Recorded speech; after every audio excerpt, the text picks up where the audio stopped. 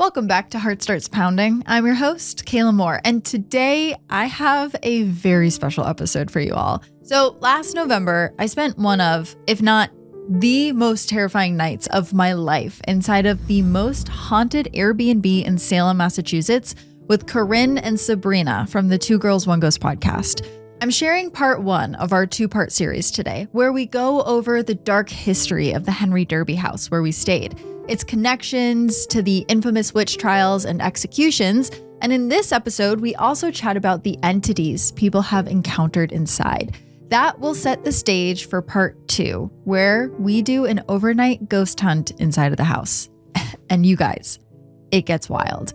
That's going to be shared on the Two Girls, One Ghost feed tomorrow, February 25th. And I'll include links to listen in the description as soon as that's live. And I will just add here that not only did we contact something in the house, but I think we may have completed some unfinished business for a ghost. And I'm not even kidding. I'm so excited for you to see it. It was one of the craziest experiences of my life, and I'm actually still getting goosebumps as I tell you about it. So here's what I want from you guys. If you catch anything in these episodes, maybe you heard something or saw something if you're watching on YouTube that we didn't notice, or maybe there's something about the history of the house that helps make the ghost hunt make more sense, please let me know. And if you are a regular Two Girls, One Ghost listener visiting us today, welcome. Our community for the darkly curious gathers here in the study of the Rogue Detecting Society every Wednesday, and we love guests as much as we love ghosts. So please make yourself at home. Just watch out for our cursed monkey, Gordy.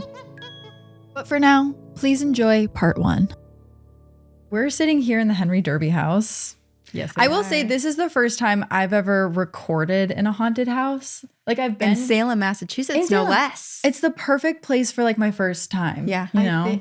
I think it's the first time we're recording a full episode in a haunted. Yeah, wait, you're right. We've recorded from a haunted hotel before. Oh, which one? Actually, in Austin, the Driscoll. The Driscoll. Okay, let's go over what we're gonna be doing here so everyone knows. So we're in this haunted Airbnb because we're gonna stay here tonight and we're gonna try to contact stuff. Ghosts. Stuff. I mean, whatever's here. It could be demonic. I don't know. Like, so we'll get into it, but I know there's like stuff here that's maybe not ghosts. I've never done a full blown ghost hunt with all the equipment and everything. So I'm so glad you guys brought stuff. I'm scared that by talking about it, we're going to start conjuring things. That's what happens in the room, which is like usually how it goes, right? Yeah. So after we do our ghost hunt, I am staying the night in this Airbnb with my mother. And Corinne and I are like, bye. We're driving home to our own beds. My house is haunted though too. So is mine. So. We've you're going to your own ghosts. Oh yeah, we all have ghosts at home. Yeah. These ones are new. So we don't know what we're getting into, but basically we're going to do this ghost hunt. The whole ghost hunt is going to be available on your YouTube channel or in your podcast as well. Two Girls, One Ghost. I mean, do you want to give a little overview? I know a lot of my listeners listen to your show, but do you want to give a little bit of an overview of the show for people who don't know? Sure. Go. It's called Two Girls, One Ghost because we do cover a lot of ghost stories, but we really cover anything in the macabre and weird. Yeah. So we love Bigfoot, alien abductions, all of that kind of weird and fun and spooky sort of vibe. And that's how we became friends in college. We met. I shared a fun fact about myself in Intro to Theater, which I shouldn't have shared. Like, it's not a way to make friends, but apparently it worked. But it worked. My fun fact was I grew up in a haunted house. And that's so fun. Yeah. Sabrina was like, oh my God, she attracted the right type or wrong type. I don't know. It's worked out. I felt like I grew up in a haunted house also. So I think I would have also. Yeah, you would have. Yeah, we would have been a trio then. Yeah. So on your show, you cover lots of ghosts and the whole ghost hunt is going to live on your feed. And today on Heart Starts Pounding, what we're going to do is I want to talk about the history of this house. Yeah. Because I think it's going to scare us even more being here. You guys are going to talk a little bit about like the ghost sightings that people have had in the house. And then for the full experience, they can go over to your feed. So I'm excited. We'll put together a good sizzle reel. Yeah, exactly. And just to also clarify for your listeners, so our typical episodes, we have 2 episodes that come out every single week. One is filled with stories that listeners submit of their own haunting tales. And the other one is researched. So we research a place like this and talk about the history, the mystery of the hauntings. And then we have more recently started dabbling in actually like doing in-person ghost hunts. That's so great. We have a few kind of special, different. Is there one episodes. that people should go to first if they want to get like a good vibe of the show? Well, if you'd like to listen on YouTube, there is an episode we covered about, I can't remember the specific number, but we covered objects in the Greg and Dana Newkirk Haunted Objects Museum. Oh, yeah. That haunted us and a lot of our listeners. Yeah, listening to the episode, a lot of people started to experience something of their own, which happens a lot. We won't know what episode will start to trigger things, but there'll be a specific episode we'll put out, and within that week, we'll just get flooded with emails being like, I listened to this episode and all of this happened. Peggy the Doll episodes. That's another really two-parter that if you want to get haunted, highly recommend those. And the Smurl possession, that's another one that really got people The haunted. what possession? The Smurl possession. I'm not you should look into familiar. that. Oh my God. Is that one going to haunt me if I listen to it? I don't know. Fingers Maybe. crossed if I'm lucky. But if you want to check out just the audio, our most haunted episode is episode 12. It's called Dominus. Mm. And it was early days of podcasting, so like give us a break. yeah. Be patient. Yeah. It's the listener story specifically at the end of the episode. We highly recommend not driving while listening. That's all we'll say. Whoa. Okay. Wow. Some of my listeners can't listen to my show while they drive because I included like sirens and car crashes as sound effects in a lot of the earlier episodes. And people were like, hey, can you stop doing that? And I was like, I did not good even call. think about that. That one is Rihanna song that has the sirens in the background. Yeah. I think all the time. And Yeah. it's on the radio and you're like, oh my God, what's happening? Am I getting pulled over? Yeah. Okay, so let's get into the history a little bit of this place. Yes. Before we dive into the haunts. This episode is brought to you by Nutrafol. Nutrafol is the #1 dermatologist recommended hair growth supplement brand, trusted by over 1.5 million people. See thicker, stronger, faster growing hair with less shedding in just 3 to 6 months with Nutrafol. I'm very excited to try it because my hair needs all the help it can get when it comes to thickness. While many supplements rely solely on ingredient studies, Nutrafol clinically tests final formulations to ensure their efficacy. In a clinical study, 86% of women reported improved hair growth after taking Nutrafol Women Hair Growth Supplement for 6 months. Start your hair growth journey with Nutrafol. For a limited time, Nutrafol is offering our listeners $10 off your first month subscription and free shipping when you go to Nutrafol.com and enter the promo code HSPPod. Find out why over 4,500 healthcare professionals and stylists recommend Nutrafol for healthier hair. Nutrafol.com, spelled Nutrafol.com, promo code HSPPOD. That's Nutrafol.com, promo code HSPPod. So we're in the Henry Derby House, which is situated in Salem, directly across the street from the Broad Street Cemetery. And this house was built in 1838, which was 150 years after the Salem Witch Trials that Salem is known for. And though it was built so long afterwards, the history of the house is still incredibly intertwined in the witch trials. Like there's a lot of overlap, which I'm going to get into. Well, sorry. Just No. Yeah. You and I walked through the Broad Street Cemetery before this, and you mentioned, one, that there's so many unmarked graves. Yes. And two, that people today still, while walking, will fall into graves. Like literally the ground will cave in. Yeah. And people will fall. So that's like a big part of Broad Street Cemeteries. It's the most dangerous cemetery in Salem right now because there's so many underground tombs and there's not really walking paths. So they're actually afraid that people are going to start falling through the ground into the tombs. So it'll probably be closed within the next, what they say, like 10, 15 years. Isn't that terrifying? Truly, Could you something imagine? I didn't think would be a problem walking through a cemetery. I never thought. You know, like you go over sewer grates and you wonder if it's just going to be a little too loose if you're just going to fall drop down. Yeah. But now. Never thought about like falling into some old geezer's casket. Yeah. Jeez. But it makes me wonder if there were any like unmarked graves on the land that this house now stands on. Yeah, there Definitely are. I might talk about it a little more in the research, but back in the day, it was very common to be buried on your property. And so a lot of like the witches, why they don't know where the witches were, or the women who were accused of witchcraft, exactly where they're buried, is a lot of their bodies were most likely taken back to their homes. And so that's basically made all of Salem a big graveyard, Right. because everyone has bones on their land of the people that lived there. I want to bring that back. Me too, kind of. Yeah. I love the idea of like on the little land family cemetery. Yeah, me too. I actually love what they do in New Orleans, where they just put the whole family in one big tomb, and then it's so hot it kind of like cooks everyone down. You get melded together. You make like a big family stew. family You're stew. all melded together. Your bones get like mixed up. Good soup. There's something romantic about like that Family good soup. Yeah. So who was Henry who lived in this house? Henry was, maybe you've seen like around that everything's named Derby. There's Yes. Derby Square, Derby Yep. Street. There's like a Derby. The Derby, I think the it's a Derby restaurant is a or restaurant. Well, that's actually Henry's uncle. Henry's uncle was Elias Derby, who was a ship merchant and like the first millionaire in America, which I How cool. had no idea. Also back then. Which is like a billionaire Yeah. now. Jesus. I mean, Oh my gosh. I don't know math, but probably We should a have lot gotten of money. into shippery. And we should have Shipping. lived back then. Oh my gosh. If the you got shipping into business. shippery back then, you would be rich for generations, as is evidenced by this house, because they were rich for generations.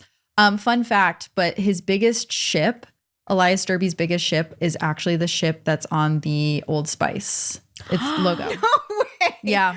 That is It's so that cool. ship. Yeah, Mhm. that is so So that's a cool. Salem ship, so you can tell everyone. Also, I love Wow. Old Spice. Every time we walk Yeah. through CVS, fun fact. Yeah. Fun fact. Everyone's going to love that you bring that up all the time, as I've been doing since I've been here.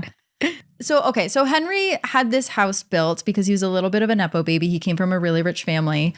But he himself was a tailor, so he like made his own money too. But I will say, when he had this house built, he probably didn't know exactly like the cursed nature of this area that he was building the house on. And that's because this house is built on something called the Judge's Line. Have you heard of this before? No. This is really interesting. I found this from a tour guide in Salem who talked about it. And then I looked it up and there were like a few other people online that were talking about it. But the Judge's Line is one of the scariest things I've ever heard of. Oh my gosh. And it's basically, you can draw a line on a map through Salem and hit most of the points that were involved in the Salem Witch Trials. How very astrocartography. Yes. And it gets like really bizarre because if you draw a straight line, you start at the home of Alice Parker, who was accused of witchcraft and she was hanged in the trials. And then it continues through where Thomas Beadle's Tavern was, which is where some of the witch trial inquests happened. Yeah. And then it hits the witch house, the like famous witch house of Salem, which is where Judge Corwin lived, who was the man who sentenced the accused witches to death. And then it goes through his nephew's home, which was George Corwin, who was another Nepo baby he was the nephew of the judge. But he was the one who signed all the arrests. I mean, you guys have come to Salem so much. I'm sorry I'm mansplaining this to you, but No, we love this. My audience is It's going to want to been know. so Many times. long. It's a good refresher. Yeah, just a Yeah, little it's been so refresher. long since we've done a tour or even researched it. Yeah. So this is great. Yeah. Okay, so you know the Joshua Ward house, which is where Yes. George Corwin lived. So the line goes through there, and then it comes down through Essex Street, which is where all the witches, all the women accused of witchcraft, were carted down towards the gallows.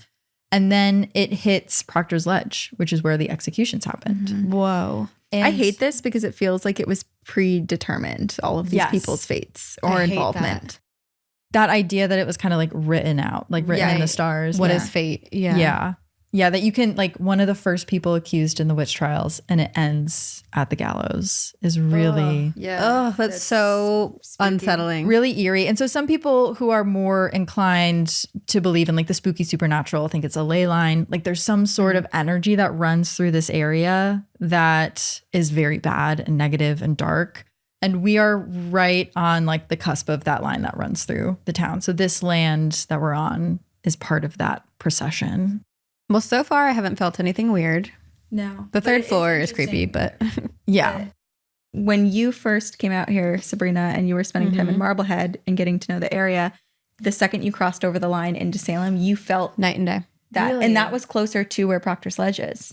So I live in Walgreens. Marblehead, and which you and your mom visited, but I was there for like little writer's retreat by myself, and truly it was like so magical. And I walked the path that goes from Marblehead to Salem, and I didn't even notice that the sign that says "Welcome to Salem" was right there, because I instantly like felt a shift, and it was different. And I noticed the sign was right there, and I was like, wow, that's weird. And then every time I've gone back and forth, you do kind of feel a difference. Yeah, there's a lot of pockets of energy buzzing throughout this town. I mean, there must have been a reason that it happened in Salem instead of like happening all over the country, like all these witch trials. Like there is something specific to Salem, which is why it all happened here, which is really spooky. And so I have here that maybe our guy Henry didn't know that that's what was going on with the land when he built the house. But what he probably did know, may have known, was that during the witch trials, this land that we're on now was Corwin land, belonging to the two most evil people involved in the witch trials that I just brought up. And so how do we know this is Corwin land? Well, their houses are 2 blocks away and their bodies are across the street in the Broad Street Cemetery. And back in the day, like I said, it was more common to be buried on your property. So the cemetery across the street actually like butts up right onto Corwin land. So when they died, it made sense that they were just buried like basically on the edge of their property. Yeah. And it also makes sense that 2 rich people would kind of shake hands and be like, yeah, sure, you can purchase some of my property off of me. Yeah. I'm going to be very honest. The second you mentioned and said the Corwin were like the 2 evil people or the evil people involved, I got lightheaded. Like it almost felt like instantly like a don't talk about me that way. Yeah. Sabrina's psychic abilities are starting to unlock. Really? It came out in her aura photo too. I have been opening myself up a lot more. I wouldn't say I'm a psychic at all, but like, You don't know yet. that's true. I don't know. You could get your first download here. I'm going to have my That's So Raven moment on this episode. Oh my God. The vision. Is that something that you are in tune with? I mean, I feel like I've always picked up on energies and I have had experiences before. But ever since like moving here and living in my own haunted house, I've just been trying to connect a lot more. Yeah. What does that look like? Oracle cards. I have a pendulum that a listener sent us, and I brought him. His name's Daniel. There's a spirit attached to it. The pendulum isn't Daniel. No, but the spirit spirit attached to the pendulum is Daniel. And I brought him. We'll talk to him tonight. And then kind of just like a lot of connecting to my ancestors. Wow. Yeah. That's really interesting. Okay. So, and you're getting a read on Corwin. Yeah. Well, I've felt lightheaded and like heavy. It's like, this is weird for me. Like simultaneously, I feel like lightheaded and my energy is lifting, but then I feel heaviness on my shoulders. Interesting. That's kind of weird you say that, because I felt that a little bit earlier today, and I was actually wondering if I was having a migraine, because it was like this weird, not out of body, but do you ever get like I get weird migraines where I kind of feel like I'm outside my body, but like my limbs get heavy. Yeah. So I was like worried that I was having a migraine. So it's actually kind of strange to hear you like bring up that that's like sensation. that's exactly what I'm feeling. Whoa. And it's getting like worse and worse right now. And I made you go to the grave. Did you feel anything when I brought you over? No, I didn't feel anything at the grave. Huh.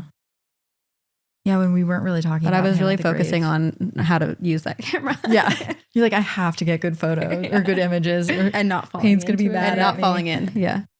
That's okay. Well, that's really interesting. Well, so it's interesting to note, if you need me to stop talking about them too, I will absolutely shut No, up. you can talk about them. I'll just like, you'll just see me like, we're on a couch. I'm relaxing. You can pass You're out like here. astral projecting outside your body because I brought it up so much. Probably kind of cool to catch on camera. Okay, I'll keep talking about it. So one of the Corwins, George, when he died, he died when he was 30, and this was a few years after the trials. He was like 25 during the witch trials. He was the most hated man in Salem, because it seems like the public opinion on the witch trials really soured after they happened, and people here were like pretty upset that occurred in Salem. Yeah. Which is so interesting too, because the witch trials kind of like trickled many decades after with certain people's beliefs and different hangings happening outside of Salem. But I'm glad that most people didn't agree with that. Maybe it was just like a counter movement that was upset, but there was enough people that were so mad at George Corwin that when he died when he was 30, they thought that a mob was going to come steal his body and like rip it apart. So they hid him in the Joshua Ward house, which is right around the corner in the basement for years. And then like under the cover of night, on a night just like this, they brought him across the street and they buried him with his uncle in that grave. I did not know that. That's wild. No. So that's also very spooky. And so I say all of that to say that the area that this house was built on has a very dark past. And that's why so many of the ghost stories we hear about like this area and this house tend to be related to the witch trials. I'm guessing that that's why so many people have experiences in this house. It's potentially on a cursed ley line. It's surrounded on all sides by the bad guys from the witch trials, but that's on the outside, right? We don't have any evidence that anything from the witch trials happened in the house. The house itself was built 150 years after the witch trials, so it shouldn't really have any ties to it, you would think. But you would think wrong. Because even though this house was built in 1838, by 1842, it had exchanged hands and was sold to Ebenezer Putnam. And does the name Putnam ring any bells? Like Sarah Putnam?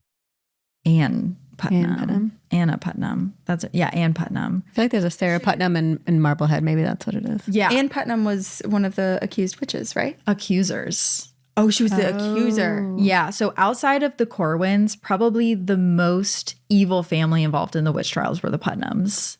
And they were a big family with a huge legacy in Salem. And we're so prevalent that even in the 1830s and 1840s, like Ebenezer was buying this mansion in town because he had a lot of money. So people may recognize the name Anne Putnam because she was the 12-year-old girl that was one of the primary accusers in the Salem Witch Trials. She pointed her finger at 62 people and claimed that they were witches, and she accused 18 of the 20 people who were executed.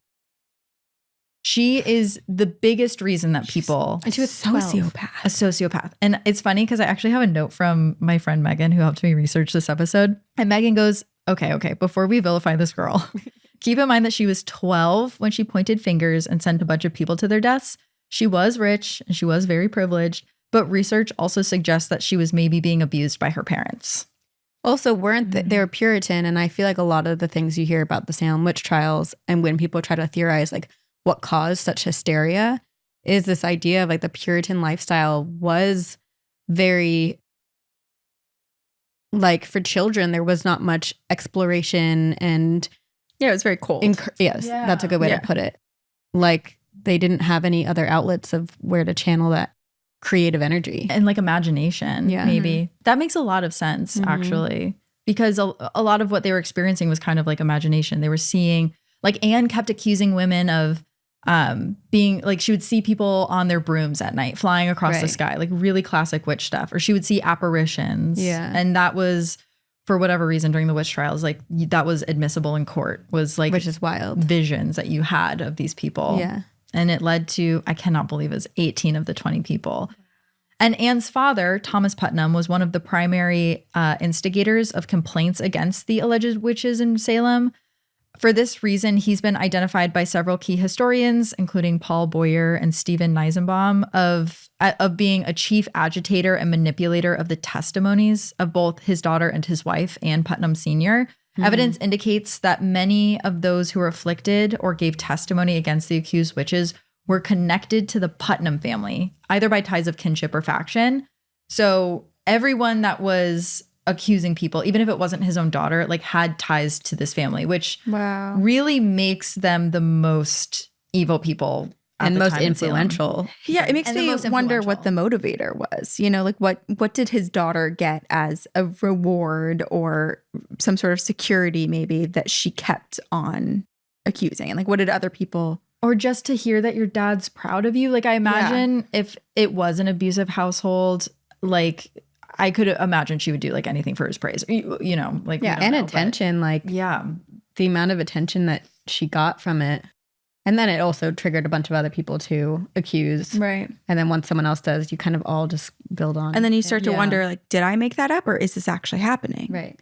Right. And you start to get lost. You're in not your going to own say like, lives. oh, I made it up and that's why all these people died. So you kind of like double down on it. Yeah. You try to Absolutely. convince yourself of what you said. Yeah, exactly. But that kind of got me thinking that if there were spirits around Salem that wanted to make sure nothing like the witch trials ever happened again, they would be keeping a close eye on both the Putnams and the Corwins, both of which have ties to this house. That's I like that as an idea. Yeah, like everyone's just kind of like keeping an eye to make sure like nothing's going to happen again. No funny business. No funny business.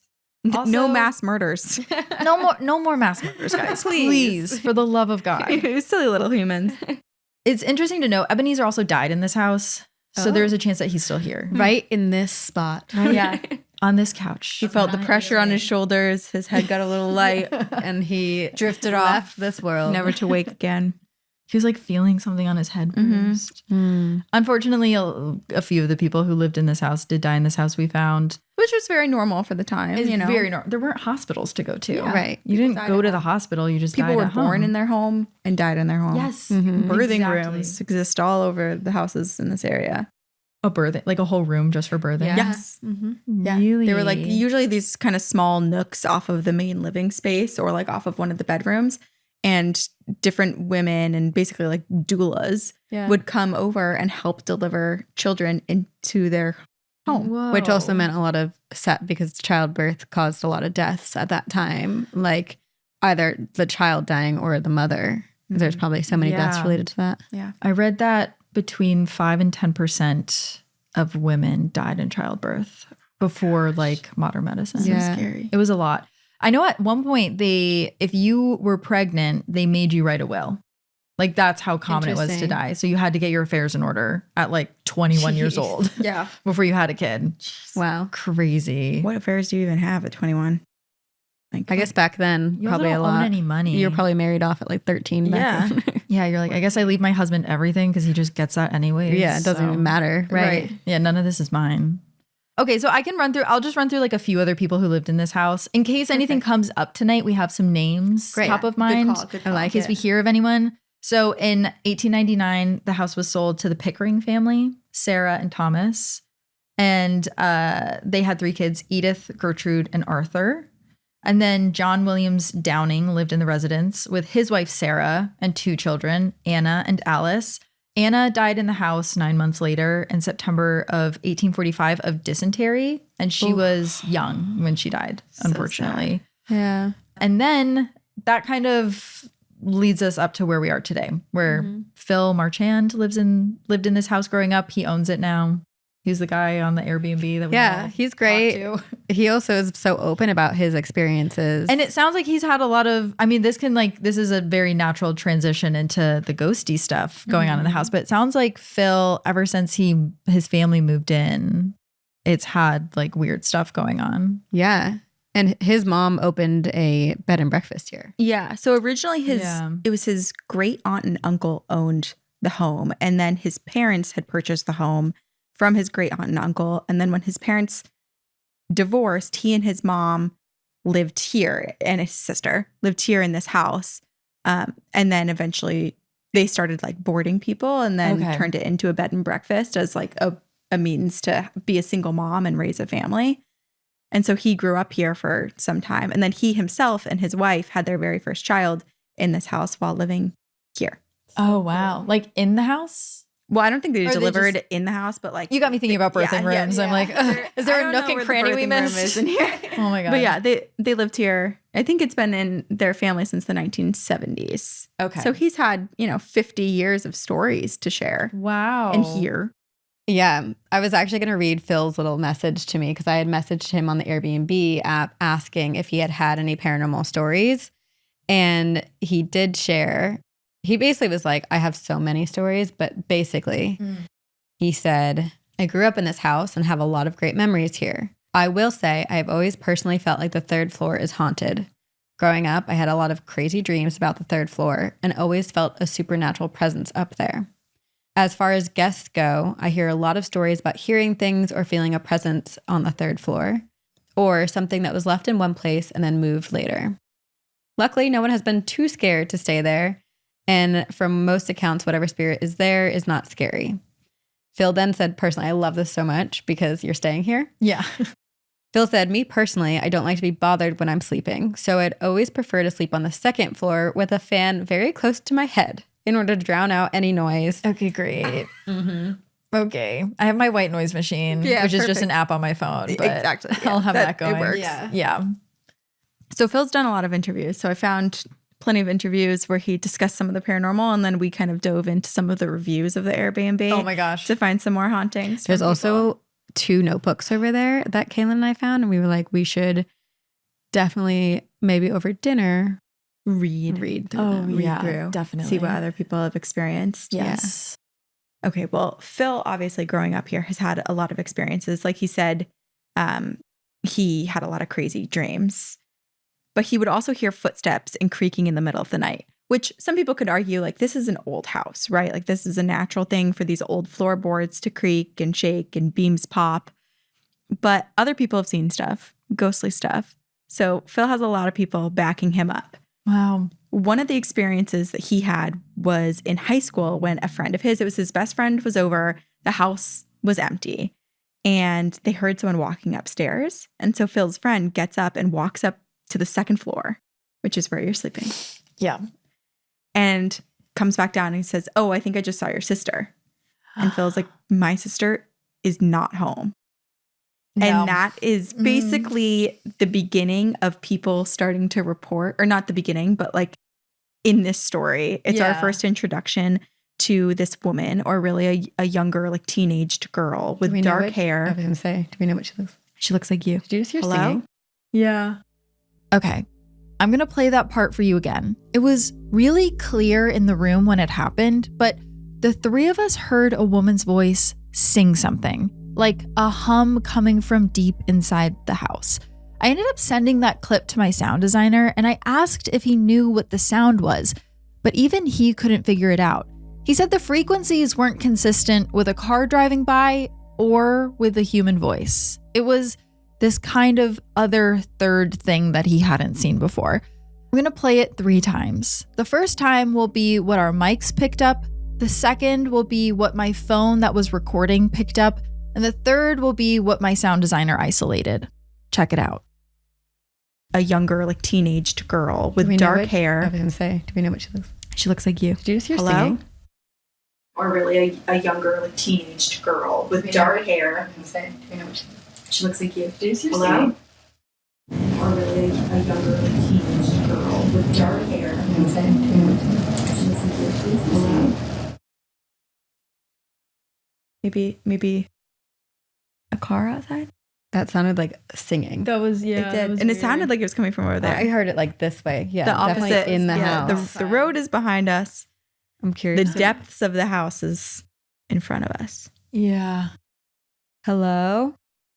And it was as Phil? you were talking about the girl. Yeah. Too. Yeah. Hmm. Okay. Well, maybe she sings. And she's a Maybe she teenager. She's a teenager. Okay. Yes. I'll keep that in mind. This episode is brought to you by Quince. Who doesn't love the good things in life? Even though I enjoy a little luxury, it doesn't mean I can always afford it until I discovered Quince. Quince is my go-to for luxury essentials at affordable prices. So I have a lot of clothing from Quince. My favorite things right now are my 100% cotton oversized cable cardigan. And I actually got that for my mom for her birthday because she wore mine the whole time she was at my place for Christmas. And then my other favorite thing is the coat that I just got, the hooded faux fur jacket in color latte. It is so warm and fuzzy, and it honestly looks good with absolutely everything. The best part is all Quince items are priced 50 to 80% less than similar brands. By partnering directly with top factories, Quince cuts out the cost of the middleman and passes the savings on to us. Give yourself the luxury you deserve with Quince. Go to quince.com/HSP for free shipping on your order and 365-day returns. That's QUINCE.com/HSP to get free shipping and 365-day returns. Quince.com/HSP. When it was previously a bed and breakfast, an employee had a dream about a spirit. And when she woke up, she swears that there was an imprint in the bed, like as if someone had just been there. or maybe perhaps it was still sitting there. So the identity of this mysterious girl and woman is a mystery. Phil, most likely a teenager, but yeah, I guess some people say woman, some people say teen. Right. Young lady. Young lady. Phil has tried to figure out the cause of the hauntings, and a historian helped get some of the details of previous owners, which is a lot of the stuff that you detailed. Yeah. There were a few deaths, but nothing really stood out. But it's Salem.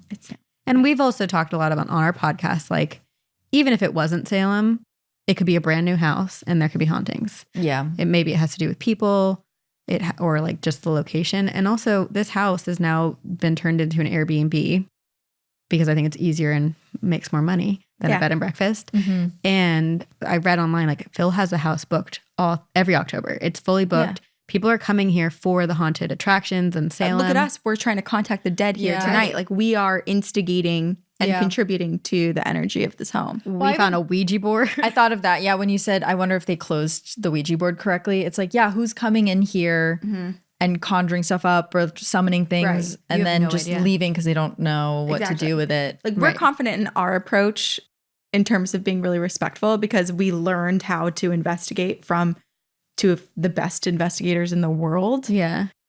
So, but what are other people doing? Right. You know? Yeah. You don't know. Are people like hail Satan? Like, yeah.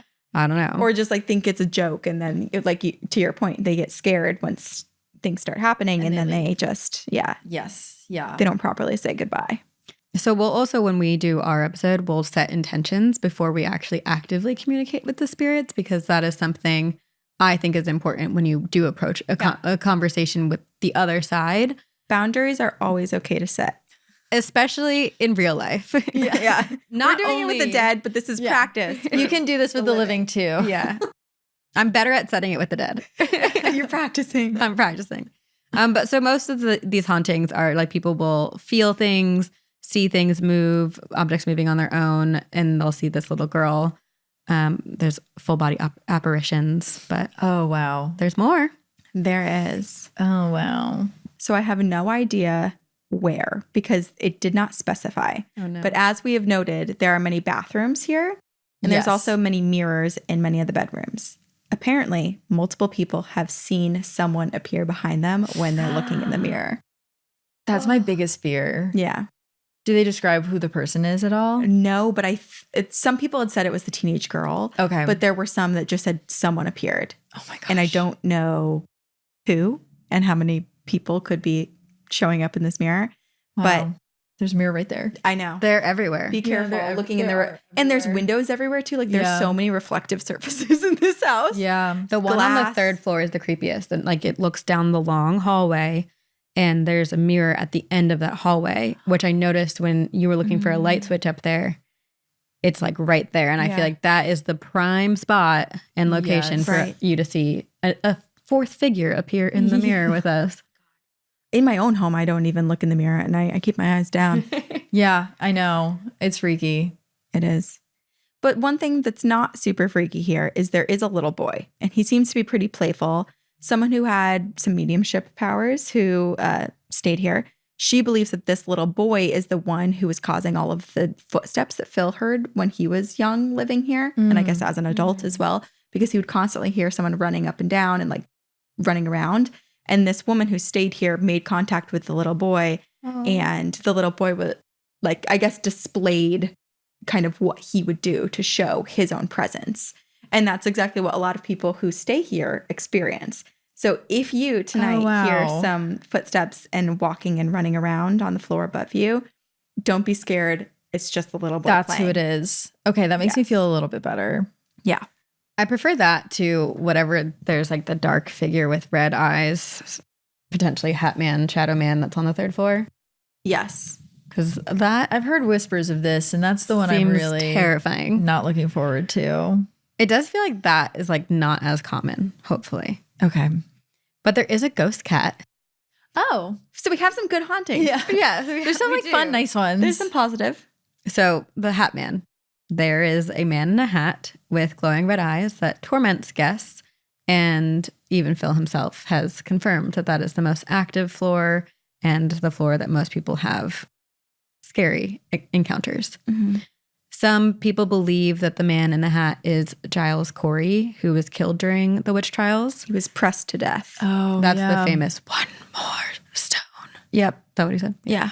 Oh, he said that? Yeah. So he was I think he was the only one who was pressed by stone. Everyone else was hanged. Yeah. Yeah. And they kept giving him an opportunity while placing another stone on top of him to basically declare himself guilty. And he just kept saying, one more stone. Like he would not give up his innocence. Days? It took days. It was for him like, to die. yeah, he was in agony and very slowly died. Slowly was pressed to death. Whoa. Horrible. So if you go in downtown Salem, you can walk through the Witch Memorial, which is just like this really short loop in there. There's almost like this stone or like granite bench that says every person's name on it and how they had died. Yeah. And so when you get to his, it says pressed to death. Wow. Yeah. That's horrible. But they think it's Giles Corey that's upstairs. That's interesting because I had heard that someone who went on the third floor felt pressure in their chest and they were thinking about Giles Corey. Oh, and that's interesting. Yeah, it was the ghost tour guide that I heard about the witches line from. When he's been to this house and when he went to the third floor, he felt like pressure on his chest. And that's why he felt like it was Giles Corey upstairs. Oh, yeah. Yeah. That could make sense. Well, and also because it causes sleep paralysis, seeing this entity, which is it sleep paralysis or is it, if it is being like this, like residual energy of feeling what he felt? That's making me nervous because I get sleep paralysis. And when I get sleep paralysis, it feels like I'm being crushed on my chest. I think tonight as I stay here, I'm going to look out for sleep paralysis. Like I'm very curious to see if I have sleep paralysis here because I think that'll be saying something, especially if I see my sleep paralysis demon I called Gary. But if I see Gary, Gordy and Gary, that's not a good sign if Gary shows up. Jeez. Usually that's like a spooky, like. I mean, sleep paralysis often is unsettling and spooky. Not that I've ever had it, but like you hear every story you hear, it's like a weird creature watching you sleep or something in the corner of your room. Right. Yeah. Yeah. What's interesting about the hauntings here is we have kind of, from what people have shared online, we have kind of like a general idea of what is here, but no one has gone into extreme detail with what they have felt or like truly experienced. Yeah. So I'm curious to hear and see, I guess, like what comes tonight because people have heard voices as well. So like seeing, we potentially heard singing. Someone singing. Yeah. Apparently some people are being hushed by spirits. So maybe if we get a little too annoying or overbearing, we might be. Okay. I will also acknowledge that truly that feeling has gone away. I no longer feel it. And I didn't notice it until you started talking about the little girl. And like when you talked about the girl and people seeing her, I consciously was like, oh, that feeling is gone. Huh. Whoa. Do you feel like it's because we stopped talking about the Corwins or because she's like a good... We're going to find out. To be determined. Whoa. Okay, so the full extent of what we're going to do tonight is going to be on your feed. I'm really excited. This made me a little bit more spooked, though, to do it. But I'm really excited. I told you this, but usually we kind of try to go in a little bit blind because I like to not have anything predetermined or like sway my experience. And like, like I don't want to be like, oh, this happened and it must be that because we learned about the history. Sometimes it's really cool to like not really know anything about it and have something happen and be like, then learn about the history. Be like, oh my gosh, that makes perfect sense. It's all connecting. So yeah, we try to get like just like the bare bones usually. Yeah. And it is really interesting because every time we've done an investigation, there are very specific spirits who have appeared that align with the history. But then also the homes themselves seem to have a bit of an energy and like become its own entity as well. Also, do we all have something we're bringing in here, you know, like energy that we've brought with us? Or, you know, if you were walking around a town like Salem today, did something come with you? And I've been in like every graveyard. So probably. Yeah. I mean, Also, they're probably curious. They're like, what are you doing tonight? Let's go. let's go. Some new Oh, entertainment. my friend's at that house. Yeah, Like, yeah. I'll go stop by. Also, someone checked out right before we checked in. So who knows how long they were here, if they communicated with anyone, if they were the ones who used the Ouija board that's tucked away in a creepy cupboard. True. Yeah. Yeah. Whoa. Okay. Well, let's get to it. Stay tuned. Stay tuned. Okay. Wish us luck. Thank you guys for listening. And remember, if you want to listen to or watch us contact some ghosts in part 2, make sure you check out 2 Girls, 1 Ghost wherever you get your podcast and on YouTube, starting February 25th. Part 2 will only be available on their feed, so please go say hi and let me know what you think. And that voice we heard humming coming from inside the house, yeah, that's not the last time we heard from her that night. She had something really important that she was trying to tell us. Okay, I will see you later this week for our regular programming where I'm going to tell you the very dark story of a recent cult. But until then, stay curious. Ooh.